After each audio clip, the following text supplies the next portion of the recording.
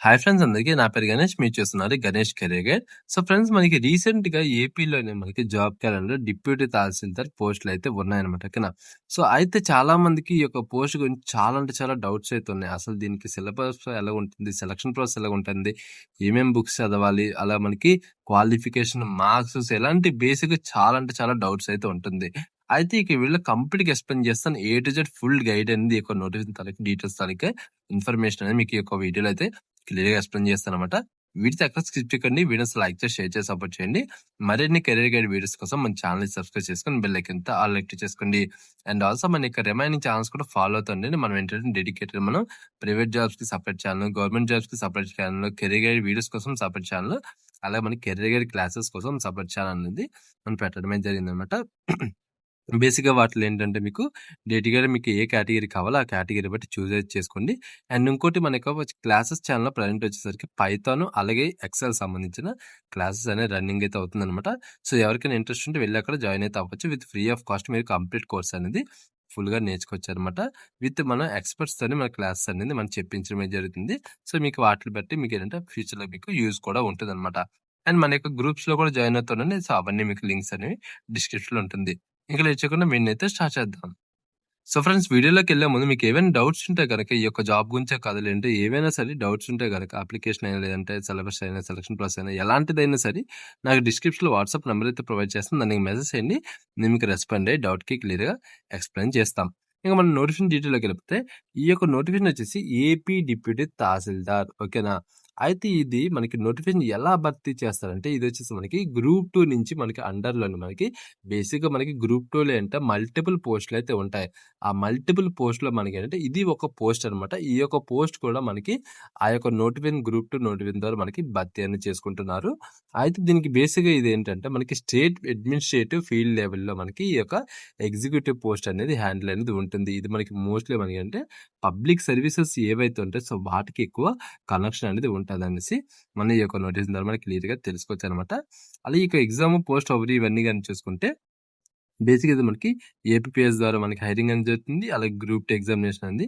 మనకి examination name ఇది వచ్చి మనకి పోస్ట్ నేమ్ వచ్చేసి డిప్యూటీ తహసీల్దార్. అలాగే ఎగ్జిక్యూటివ్ గ్రూప్ 2 క్యాడర్ పోస్ట్ కింద మనకి కేటగిరీతో వస్తుంది. అండ్ మనం ఆన్‌లైన్‌లో అప్లై చేసుకోవాలి. అదంతా తెలిసే. అలాగే మనకి జాబ్ తాలూకు రోల్స్, రెస్పాన్సిబిలిటీ ఇవన్నీ గాని చూసుకుంటే బేసిక్‌గా మీ యొక్క రోల్స్ అండ్ రెస్పాన్సిబిలిటీస్ గాని చూసుకుంటే బేసిక్‌గా ఫస్ట్ వచ్చేసి మనకు land administrative and revenue service అయితే ఉంటుంది.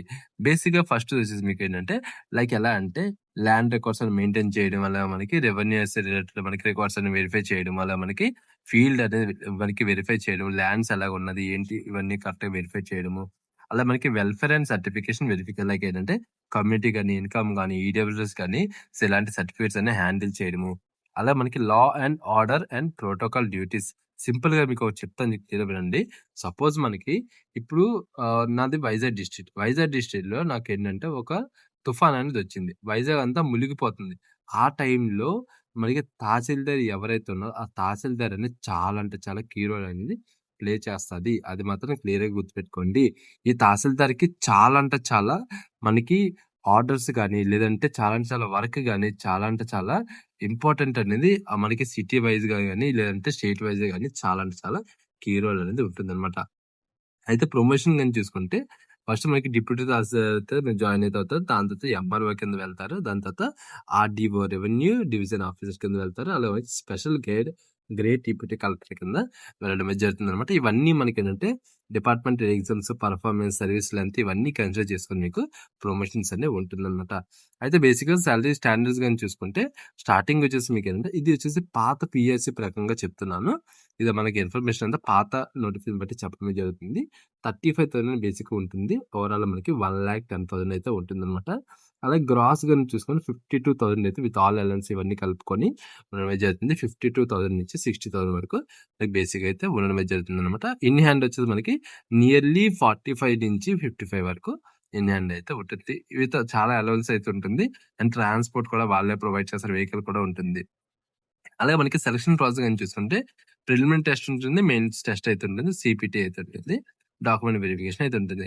ప్రిలిమ్స్, మెయిన్స్ 2 మనకి సిలబస్ అయితే ఒకేలాగా ఉంటుంది. 150 క్వెషన్స్, 150 మార్క్స్. 130 నేటివ్ అయితే ఉంటుంది. మనకి మెయిన్స్‌లో వచ్చేసరికి 2 సెపరేట్ పేపర్స్ అయితే ఉంది. ప్రిలిమ్స్‌లో అయితే అలాగైతే ఉండదనమాట.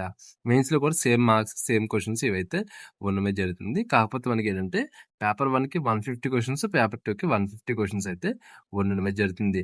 పేపర్ 1లో వచ్చేసి మనకి social history of Andhra Pradesh, general overview ఇలాంటివైతే ఉంటుంది. పేపర్ 2లో వచ్చేసి మనకి Indian, AP economy, science technologies ఇలాంటివైతే ఉంటదనమాట. ప్రిలిమ్స్ ఎగ్జామ్‌లో గాని చూసుకుంటే హిస్టరీ 30 మార్క్స్ అయితే ఉంటుంది. ఏషియంట్, మీడియల్, అలా మోడర్న్, జియోగ్రఫీ 30 మార్క్స్, అలా మనకి society 30 marks, current affairs 30 marks, general ability 30 marks. అలా మనకి మెయిన్స్‌లో చూసుకుంటే పేపర్ 1లో వచ్చేసరికి social and culture history of Andhra Pradesh 75 marks అయితే ఉంటుంది. మనకి జనరల్ ఓవర్‌వ్యూ ఆఫ్ ఇండియన్ కాన్స్టిట్యూషన్‌లో 75 మార్క్స్ అయితే ఉంటుంది. ఇండియా అండ్ ఆంధ్రప్రదేశ్ ఎకనామీస్ మనకి పేపర్ 2లో 75 మార్క్స్ అయితే ఉంటుంది.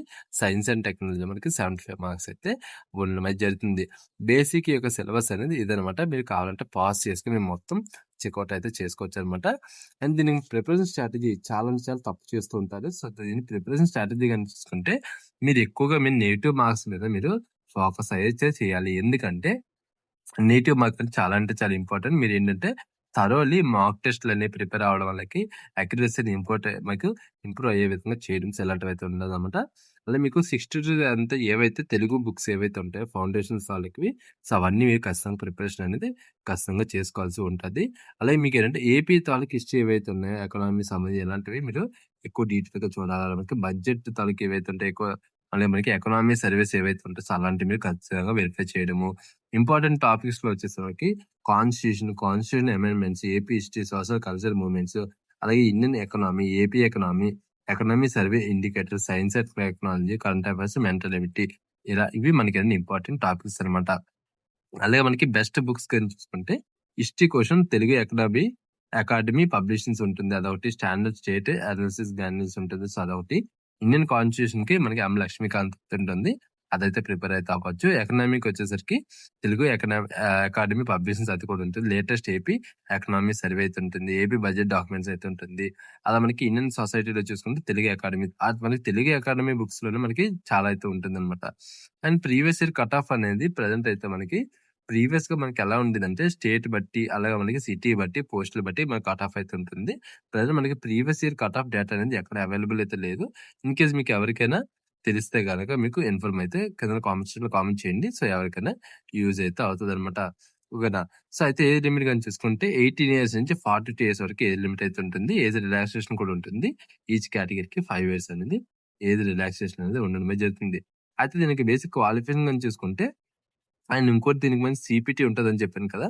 సీపీటీ వచ్చేసి మనకి స్కిల్ టెస్ట్ అనేది ఉంటుంది. మనకి 100 మార్క్స్ అయితే ఉంటుంది. 60 మినిట్స్ అయితే ఉంటుంది. జస్ట్ మనం క్వాలిఫై అయితే సరిపోతుంది. హైయెస్ట్ మార్క్స్ అనేది రావాల్సిన అవసరం లేదు. ఇది మనకి మెయిన్స్‌లో గాని, ఫైనల్ లిస్ట్‌లో గాని కన్సిడర్ అలాంటివైతే ఉండదనమాట.